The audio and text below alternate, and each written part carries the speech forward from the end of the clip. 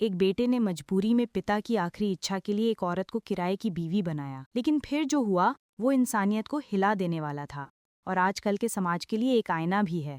पूरी कहानी जानने के लिए वीडियो को आखिर तक जरूर देखें, लेकिन पहले वीडियो को लाइक करें, चैनल को सब्सक्राइब करें और कमेंट में अपना और अपने शहर का नाम जरूर लिखें। दोस्तों, ये सच्ची कहानी है दिल्ली के राजीव राठौर की, जो कि एक करोड़पति था। उसके पास दौलत, शोहरत और बड़ा कारोबार था, लेकिन उस वक्त उसकी जिंदगी की सबसे बड़ी दौलत उसके पिता अस्पताल में जिंदगी और मौत से जूझ रहे थे। बिस्तर पर लेटे पिता ने कांपते हाथों से बेटे का हाथ पकड़ा और धीमी आवाज में कहा, बेटा, मैं एक आखिरी इच्छा लेकर मरना नहीं चाहता। तू अगले 7 दिन में शादी कर ले, तभी मेरी आंखें चैन से बंद होंगी, वरना मैं अपनी सारी संपत्ति अनाथ बच्चों के नाम कर दूंगा। राजीव जैसे पत्थर का हो गया। शादी, वो भी 7 दिन के अंदर। ये फैसला आसान नहीं था, मगर पिता की हालत देखकर उसके पास ना कहने की ताकत नहीं थी। उसने सिर झुका लिया और बस इतना कहा, ठीक है पापा, जैसा आप चाहे। सबसे पहले उसके दिमाग में आई अपनी पुरानी मंगेतर वैष्णवी मल्होत्रा की याद। कॉलेज के दिनों से दोनों शादी का सपना देख रहे थे। राजीव ने तुरंत उसे फोन किया और पूरी बात बताई। वैष्णवी कुछ देर चुप रही, फिर बोली, राजीव, मैं अभी शादी के लिए तैयार नहीं हूँ। 2 दिन बाद मुझे कॉन्फ्रेंस के लिए जाना है, बाद में बात करते हैं। राजीव ने समझाने की कोशिश की, वैष्णवी, ये मेरे पापा की आखिरी ख्वाहिश है, बस एक सिंपल सी शादी कर लो, बाद में सब ठीक कर लेंगे। लेकिन वैष्णवी झुझला गई, तुम इतनी जल्दी इतना बड़ा फैसला कैसे ले सकते हो? मैं तैयार नहीं हूँ, और फोन काट दिया। राजीव टूट चुका था, एक तरफ पिता की आखिरी इच्छा और दूसरी तरफ वैष्णवी का इनकार। वो जानता था कि अब किसी भी हाल में शादी करनी ही होगी, चाहे किसी से भी। तभी उसके मन में ख्याल आया, अगर कोई लड़की सिर्फ कागज पे शादी के लिए मान जाए, कुछ दिनों के लिए। उसने अपने वकील को बुलाया और कहा, मुझे एक कॉन्ट्रैक्ट शादी करनी है, सिर्फ 7 दिन के लिए।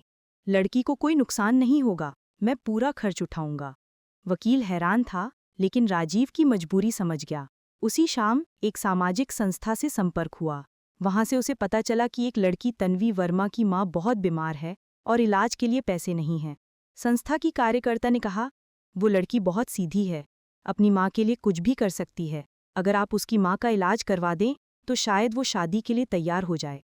अगली सुबह जब तन्वी आई तो उसके चेहरे पे थकान साफ दिख रही थी।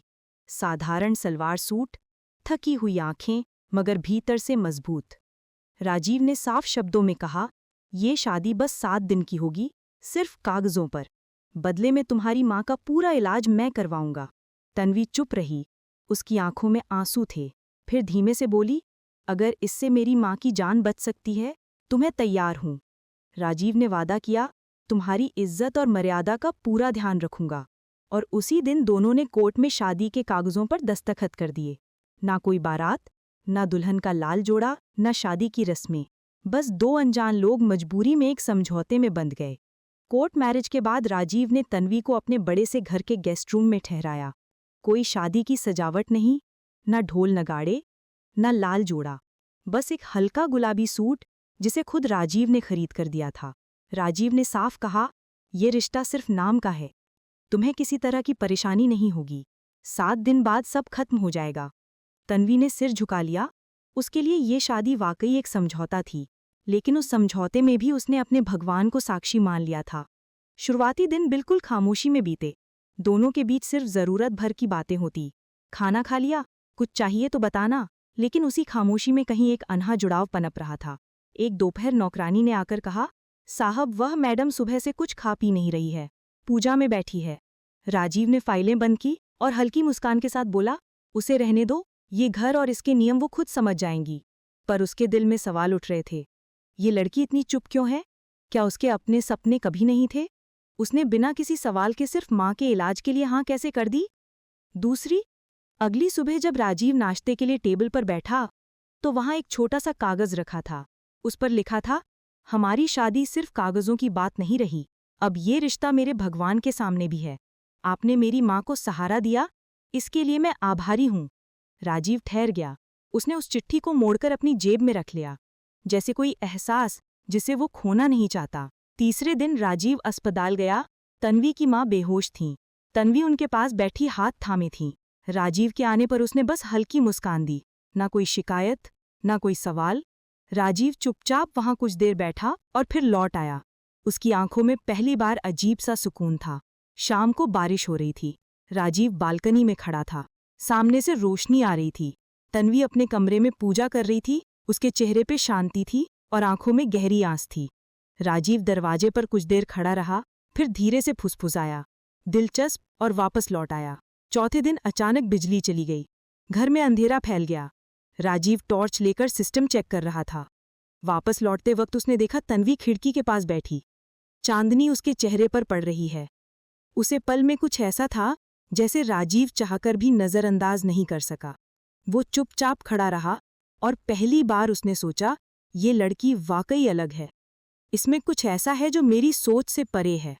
अगली शाम जब बारिश थम चुकी थी, तन्वी आंगन में आई और बोली, बारिश के बाद की हवा कितनी साफ लगती है ना। राजीव मुस्कुराया और जवाब दिया, कुछ रिश्ते भी बारिश की तरह होते हैं। जब जब आते हैं कुछ ना कुछ बहा ले जाते हैं। तन्वी ने हल्की मुस्कान दी, और कभी कभी नया भी छोड़ जाते हैं। दोनों चुप हो गए, मगर उस चुप्पी में अब अजनबीपन नहीं था। कुछ अपनापन था, कुछ जुड़ाव था। उस रात राजीव ने अपनी डायरी खोली और लिखा, ये लड़की खामोश रहती है, मगर इसकी खामोशी बहुत कुछ कहती है। ये रिश्ता जितना कागजों पर लिखा गया था, उससे कहीं ज्यादा अब दिल में उतर चुका है। जिंदगी कभी कभी वहीं से करवट लेती है जहां हम सोचते भी नहीं हैं। राजीव और तन्वी का रिश्ता अब तक बस चुप्पियों और छोटे छोटे पलों से जुड़ रहा था। राजीव खुद समझ नहीं पा रहा था कि ये लड़की क्यों बार बार उसके दिल को छू रही है। मगर तभी एक दिन घर का दरवाजा अचानक जोर से खुला। नौकरानी हड़बड़ाकर बोली, साहब, एक मैडम आई है, कहती हैं आपकी मंगेतर है। राजीव सन रह गया। नाम पूछा तो जवाब मिला, वैष्णवी मैडम। उसका दिल जैसे थम गया। वो कुछ पल वहीं खड़ा रहा, फिर खुद को संभालते हुए बोला, उन्हें ड्राइंग रूम में बिठाओ, मैं आता हूं। जब दरवाजा खोला तो सामने खड़ी थी वैष्णवी। चेहरे पर गुस्सा, आंखों में सवाल और होठों पर शिकायतें। उसने तेज आवाज में कहा, राजीव, ये क्या है? तुमने मुझे बिना बताए शादी कर ली। ये लड़की कौन है? राजीव ने शांत लहजे में कहा, बैठो वैष्णवी, बात करते हैं। वैष्णवी लगभग चीखते हुए बोली, मैंने बस 2 दिन मांगे थे और तुमने मेरा इंतजार भी नहीं किया। तुमने किसी और से शादी कर ली। राजीव ने उसकी आंखों में देखा और धीमे स्वर में कहा, वैष्णवी, तुम लेट हुई, वो वक्त पर आ गई। ये शादी मजबूरी में 7 दिन के लिए हुई है। और तुम जानते हो क्यों? वैष्णवी तिल मिला उठी। मजबूरी? और अब तुम उसे पत्नी कह रहे हो? कितने दिनों के लिए? 7 दिन? उसकी आवाज जहर की तरह चुभ रही थी। राजीव चुप हो गया। कुछ देर बाद वैष्णवी वहां से चली गई, लेकिन जाते जाते उसने तंज कसते हुए कहा, ये कहानी यहीं खत्म नहीं होगी राजीव, ये जंग अभी बाकी है। वैष्णवी के जाने के बाद घर में सन्नाटा पसर गया। राजीव देर तक बालकनी में खड़ा रहा। मन में तूफान था, लेकिन बाहर खामोशी। तन्वी ने कुछ नहीं पूछा, ना कोई सफाई, ना कोई सवाल। बस खाने की ट्रे में एक छोटा सा कागज रखा था। उसमें लिखा था, क्या आपके मेहमान खुश थे? राजीव ने उस नोट को पढ़ा, लेकिन जवाब नहीं दिया। चुपचाप उसे चूल्हे की आग में डाल दिया। लेकिन उस जलते हुए कागज की खुशबू जैसे सीधे दिल में उतर गई। अगली सुबह अस्पताल से फोन आया, तन्वी की मां की हालत अब पहले से बेहतर है, रिपोर्ट्स ठीक हैं। ये सुनकर राजीव को राहत मिली। शाम घर लौटा तो देखा तन्वी आंगन में राजीव की मां के साथ बैठी थी। मां मुस्कुराकर बोली, बेटा, तुम्हारी पत्नी बहुत प्यारी है, मेरे लिए खाना बना रही है। राजीव बस हल्का सा मुस्कुराया, लेकिन मन कहीं और ही था। उस रात दरवाजे पर हल्की दस्तक हुई। राजीव ने खोला तो सामने तन्वी खड़ी थी।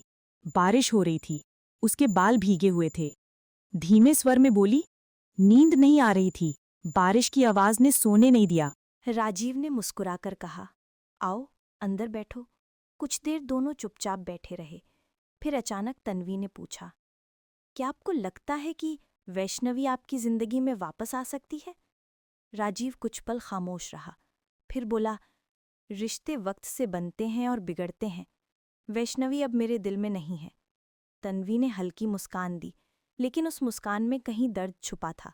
धीमे स्वर में बोली, तो फिर मुझे यहाँ सिर्फ 7 दिन रहना है, और चुपचाप अपने कमरे में लौट गई। उस रात राजीव बिस्तर पर लेटा रहा, लेकिन नींद नहीं आई। तन्वी के शब्द बार बार कानों में गूंज रहे थे, मुझे यहाँ सिर्फ 7 दिन रहना है। उसी पल उसे एहसास हुआ कि ये रिश्ता अब सिर्फ 7 दिन का नहीं रह गया है, ये उसके दिल का हिस्सा बन चुका था। अगले दिन दोपहर को अचानक घर में हलचल मच गई। नौकरानी घबराते हुए दौड़ी और बोली, साहब, मैडम ने फल काटते समय हाथ काट लिया है, खून रुक ही नहीं रहा। राजीव बिना कुछ सोचे दौड़ पड़ा। कमरे में पहुंचा तो देखा तन्वी कुर्सी पर बैठी थी। रुमाल खून से भीग चुका था और उसकी माँ घबराई हुई पास खड़ी थी। राजीव का दिल जोर से धड़कने लगा। उसने जल्दी से रुमाल हटाया, पानी से हाथ धोया और खुद पट्टी बांधने लगा।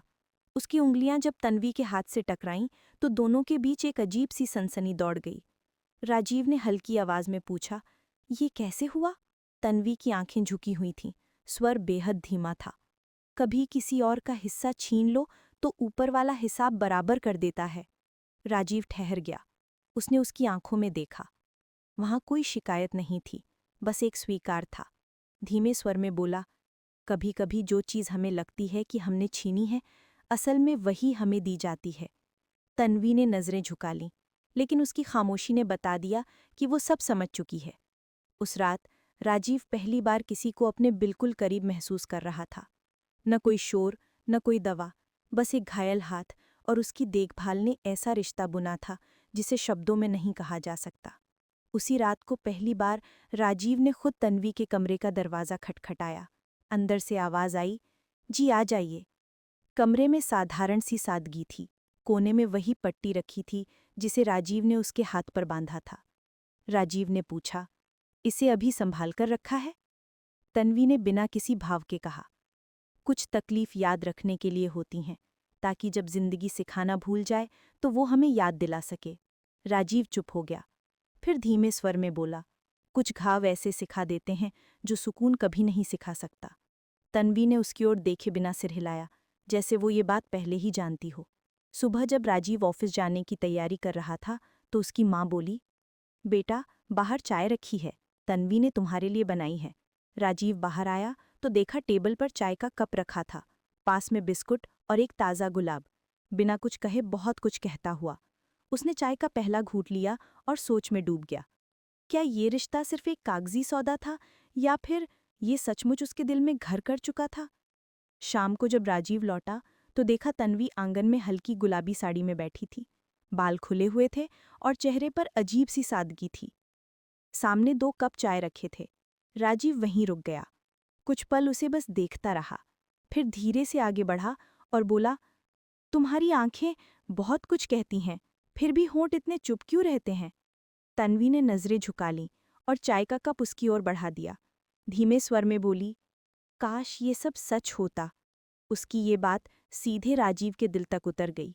राजीव ने चाय का कप लिया, उसका हाथ हल्के से छुआ और पूछा, अगर ये सच नहीं है तो झूठ क्यों है?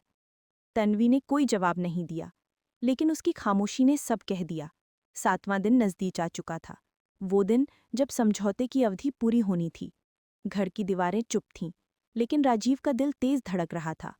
सुबह जब वो बालकनी में खड़ा था तो नीचे आंगन में देखा, तन्वी अपनी माँ के पैर छू रही थी। चेहरे पर वही शांति, हाथ में छोटा सा बैग और आंखों में कोई शिकायत नहीं। राजीव का दिल कांप उठा। वो चाहता था कि चीख कर कह दे, रुको तन्वी, मत जाओ, लेकिन उसकी जुबान पर ताले लगे थे। तन्वी दरवाजे की ओर बढ़ी। उसके कदम भारी थे, लेकिन हिम्मत से उठ रहे थे। माँ ने राजीव की ओर देखा और धीरे से बोली, बेटा, अगर उसने दिल में जगह बना ली है तो क्यों नहीं कह देते? राजीव के होंठ हिले, लेकिन आवाज नहीं निकली। सिर्फ इतना बोला, वो चली गई। माँ ने गहरी सांस लेकर कहा, सच और प्यार को रोका नहीं जाता बेटा, वो खुद लौट आता है। कुछ घंटों बाद राजीव बेचैन हो उठा। उसने कमरे में जाकर एक फाइल खोली, एक पन्ना फाड़ा और जेब में रख लिया। फिर कार लेकर पागलों की तरह शहर की सड़कों पर भटकने लगा। हर बस अड्डा, हर ऑटो स्टैंड, हर कोना उसने छाना। हर महिला के चेहरे को गौर से देखा, लेकिन तन्वी कहीं नहीं मिली। थका हारा वो स्टेशन की एक पुरानी बेंच पर बैठ गया। आंखें बंद की तो सामने तन्वी की छवि तैर गई। वो पहली चिट्ठी, वो खामोश पूजा, वो चाय का कप, वो घायल हाथ और वो मुस्कान जिसमें अपनापन छुपा था। अचानक एक बच्चे की आवाज आई, दीदी, पानी ले लो। राजीव ने आंखें खोली। दूर एक छोटी दुकान के पास नीली साड़ी, हल्का घूंघट और कंधे पर बैग, वो तन्वी ही थी। राजीव दौड़कर उसके पास गया, हांफते हुए बोला, तन्वी, रुको। तन्वी चौंक गई। उसके चेहरे पर हैरानी थी। आप यहाँ? राजीव ने जेब से फटा हुआ पन्ना निकाला। ये देखो, ये वही पन्ना है जिसमें लिखा था कि 7 दिन बाद हमारा रिश्ता खत्म हो जाएगा। आज सुबह मैंने इसे फाड़ दिया, क्योंकि अब ये रिश्ता कागज पर नहीं, मेरे दिल पर लिखा है। तन्वी की आंखें भर आईं, धीमे स्वर में बोली, लेकिन हम तो सिर्फ एक समझौते में बंधे थे। राजीव ने उसका हाथ थाम लिया और कहा, समझौते भी कभी कभी सच्चे रिश्तों का रास्ता बन जाते हैं। मुझे वक्त लगा, लेकिन अब समझ गया हूं कि मेरी जिंदगी में तुम्हारा आना कोई गलती नहीं थी। तुम मेरी सबसे बड़ी नजूरत हो। तन्वी फूट पड़ी, आंखों से आंसू बहे, लेकिन होठों पर गहरी मुस्कान थी। अगर मैं कहूं कि मैं भी रुकना चाहती थी, मगर डरती थी कि कहीं ये सब सिर्फ एक एहसास न हो। राजीव ने उसकी आंखों में देखते हुए कहा, अब जो कुछ है वो सिर्फ मेरा नहीं, हमारा है। चलो एक बार फिर से शुरू करें, इस बार बिना किसी शर्त के। तन्वी ने सिर झुका लिया। उसके आंसू अब विश्वास में बदल चुके थे। जब दोनों घर लौटे तो माँ ने चुपचाप भगवान की मूर्ति के सामने खड़े होकर कहा, भगवान के घर देर होती है, अंधेर नहीं। जो जोड़ी वो बना दे उसे कोई कागज तोड़ नहीं सकता। राजीव और तन्वी ने माँ के चरण छुए। माँ ने सिर पर हाथ रखा और बोली, अब ये घर पूरा लग रहा है। उस शाम राजीव ने सब रिश्तेदारों और दोस्तों को बुलाया। सामने खड़े होकर घोषणा की, आज मैं आप सबको बताना चाहता हूं कि तन्वी मेरी पत्नी है, सिर्फ नाम से नहीं, दिल से, आत्मा से, जिंदगी के हर फैसले में। तालियां गूंज उठीं। कोई बारात नहीं, कोई मंडप नहीं, लेकिन उस दिन से दोनों ने एक नई जिंदगी की शुरुआत की। तन्वी की मुस्कान अब हर कोने में थी और राजीव की डायरी के हर पन्ने पर सिर्फ उसका नाम। ये कहानी हमें यही सिखाती है कि कुछ रिश्ते मजबूरी में शुरू होते हैं, लेकिन सच्चाई और भरोसा उन्हें हमेशा के लिए जोड़ देता है। प्यार कभी दिखावे से नहीं, बल्कि छोटे छोटे एहसासों से बड़ा होता है। तो याद रखिए, जो रिश्ता दिल से जुड़ जाए वो 7 दिन क्या, 7 जन्मों तक साथ निभाता है।